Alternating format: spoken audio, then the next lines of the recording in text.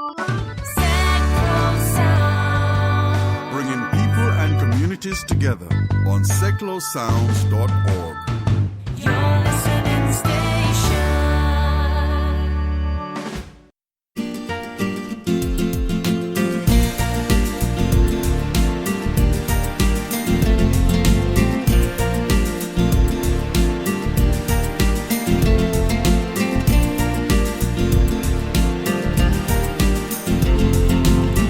This week's travel show is a kind of A to B of travel. My guests are Abu Dhabi and Botswana. That's all coming up on the Guinn Travel Show on seclosounds.org. Hello and welcome to the Guinn Travel Show on seclosounds.org. But as the weather's getting colder and you might want to get some Christmas shopping in, Abu Dhabi could be the best location for you to go to. So let's have a chat now with Nabeel and find out more about the country. For those listeners who are not sure, whereabouts is Abu Dhabi? Abu Dhabi is the largest of the 7 emirates that comprise the United Arab Emirates and is also the capital of the UAE. The emirate lies on the southeastern tip of the Arabian Peninsula. What's it like? Is it all sandy deserts? Well, we certainly have a lot of desert and some great desert resorts and camps for adventure experiences such as camel trekking, dune bashing, which is riding huge sand dunes in 4x4s, dune quad bike riding, falconry, and desert dune walks. In the past year, we've had Olympic diver Tom Daley and celebrity chef Rachel Allen out into the desert for some of these experiences, and they loved it. You can find out more about their adventures up on the net. But there's much more to Abu Dhabi than desert. We have 400 kilometers of fabulous beach and many natural islands, so water sports is huge. Our hotels and resorts are of very high quality. It is a luxurious yet highly affordable destination. Very warm, of course, and very safe. Great for the entire family. You mentioned you've got islands. Do you know how many you've got? There are hundreds of islands, but they're not all accessible because some are privately owned. The main ones of interest to visitors are the entertainment destination Yas Island, where there's the Ferrari World Abu Dhabi, the world's largest indoor theme park with the world's fastest roller coaster, Formula Rossa. It goes at 240 kilometers per hour, and you use 100 facial muscles in pushing against its G-force. There's also a huge water park, Yas Water World, which was voted the Middle East's leading attraction in the World Travel Awards. Yas Island is only 10 minutes from Abu Dhabi International Airport. It has a championship standard golf course, the theme parks, great hotels, and a beach open to guests. There's also a complimentary bus service to get around it. It's ideal for a stopover for anyone heading to the Far East or Australia via Abu Dhabi.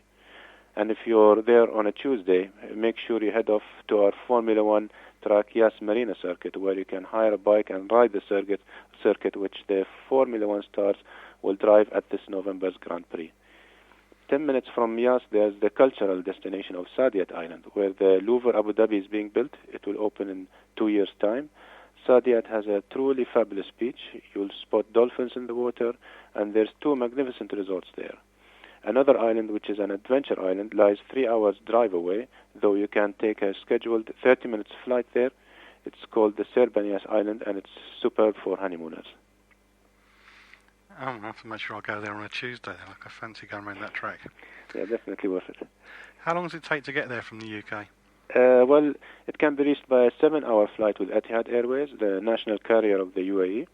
There are 3 Etihad Airways flights a day from London Heathrow to Abu Dhabi International Airport and 2 flights a day from Manchester. You can also fly to Abu Dhabi with British Airways, which has daily flights, or with KLM, which has lots of connections from regional airports via Amsterdam. So it only takes 7 hours. That's not too bad, is it? Yeah, it's very close. Also good for a short break, for example. But there is lots to do in Abu Dhabi, so we'd recommend to stay longer if you're there. What's the weather like once you get there? Well, in terms of weather, October to May is where it is when it's just about as nice as it can be. Blue skies, around 30 to 35 degrees, warm waters, everything you need to kick off the British winter blues. So that's the best time to go then, between October and May? Yes, definitely recommend it, yeah. What's the official language of Abu Dhabi? The official language is Arabic, although English is widely spoken, and most road, shop signs, and restaurant menus are in both languages. The further out of town you go, the more Arabic you will find, both written and spoken. Arabic isn't the easiest language to pick up or to pronounce, but if you can throw in a couple of Arabic words here and there, they will be warmly received. So it's difficult to learn. That's not good for me. I have trouble with English. I see.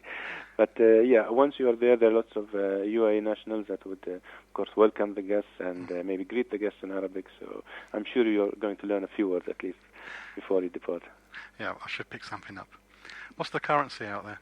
The currency is UAE dirhams, which is divided into 100 fils, and it's pegged against the US dollar. So 1 British pound equals around 5.6 UAE dirhams.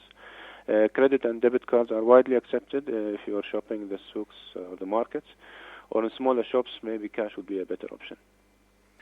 Are there any compulsory vaccinations people from the UK should take? No, not really. There are no compulsory vaccinations needed. Oh, that's good, because I hate needles. What are the entry requirements for a UK passport holder? Well, the UK residents get a free entry visa on arrival at Abu Dhabi International Airport. It lasts for 30 days and can be extended for another 30 days. Visitors who hold other passports should check the requirements before they travel. Gary Fitz here, every Monday, 10 o'clock. Coming up, we've got Eric and Ernie.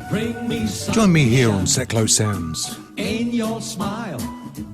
This is from 1975. Eric and Ernie were four.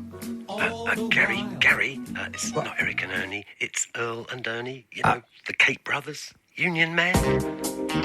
Oh, I see. Gary Fitz here, every Monday, 10 o'clock. Earl and Ernie.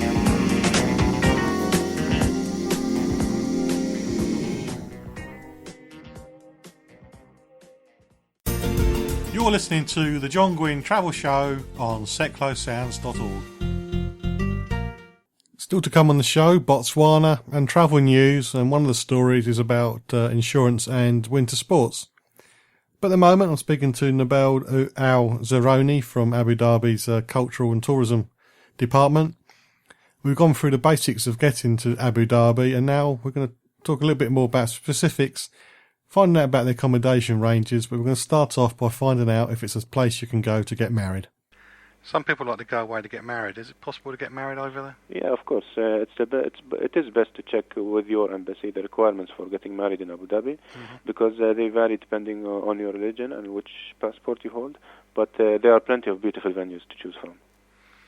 You mentioned earlier that it's a luxurious destination but affordable, so there's more than just luxurious hotels there. There's a mix of accommodation. Yeah, there are many magnificent and beautiful hotels in Abu Dhabi, but you can find reasonable prices and, of course, expect great service where you stay. As well as hotels, you can stay in hotel apartments and even eco-resorts. Most of the hotels in Abu Dhabi are family-friendly. In Al Ain, our second city, you will find the hotels are particularly geared up for children, and most have kids clubs. That's good. What are the beaches like once you get there? Yeah, guests should make certain they visit Abu Dhabi's Corniche, which follows the coastline and is dotted with public parks, greenery and fountains. The Corniche public beach achieved the blue flag status last year, and here you'll find cafes and has lifeguards on duty. The Corniche is linked to the breakwater, where visitors can take in the traditional atmosphere of the heritage village, a replica of the desert oasis village, or relax in a nearby cafe to watch the boats in the adjacent marina.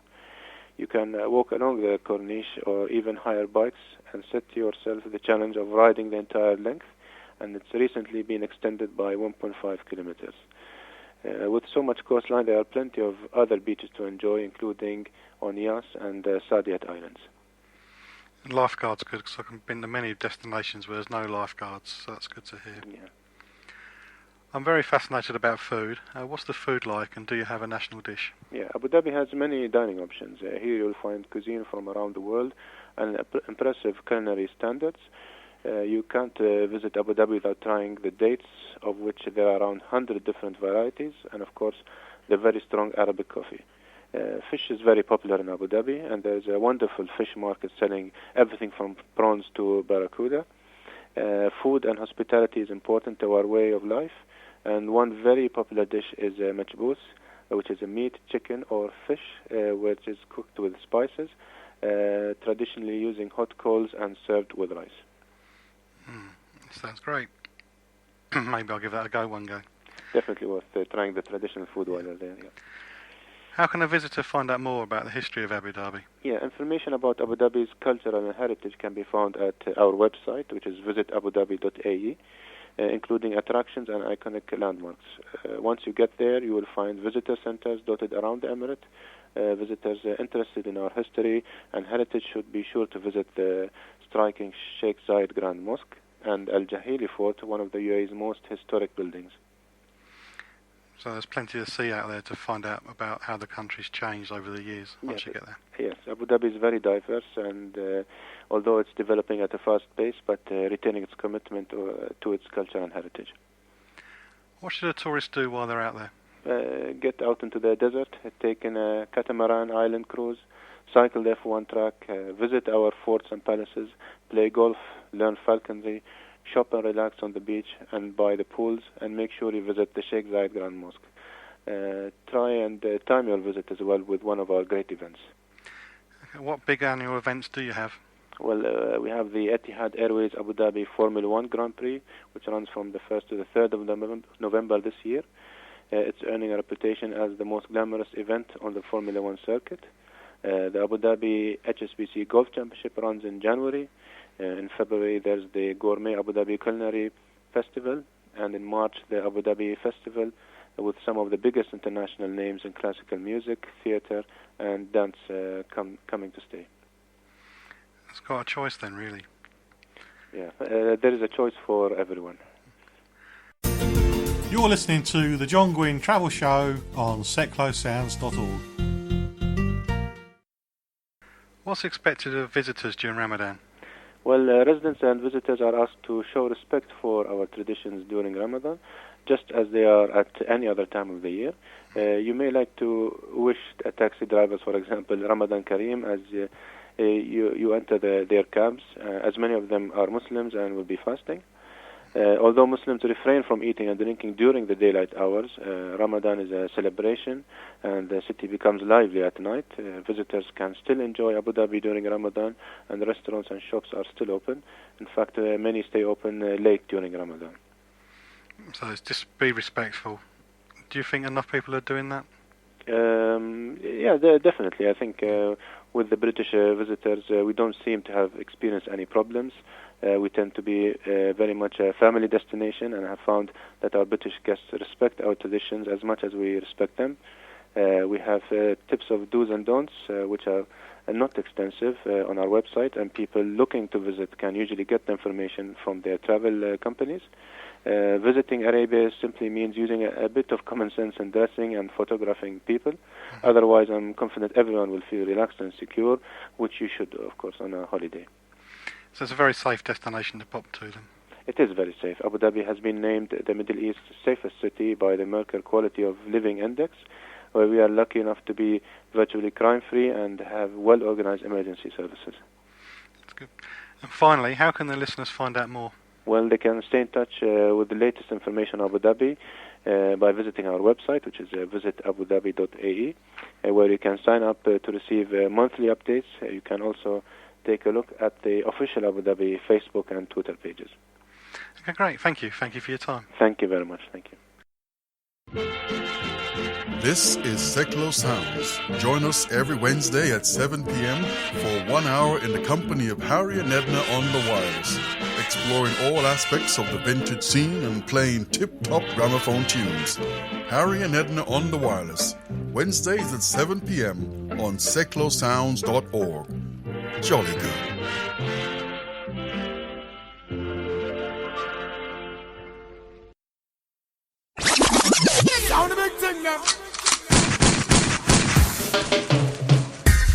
Hi, blessings to each and every one of you.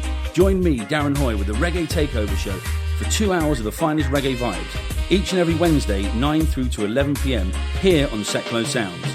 Don't miss out on your weekly Sunshine Fix, featuring Roots, Rude Boy, Dub, Lovers Rock, Ska, One Drop, and much, much more. So go on, give your sound system a treat. Join me, wind down low, and skank the night away. One love. That's Wednesdays, 9 through to 11 p.m, live on Seklo Sounds. Get your top, my selector.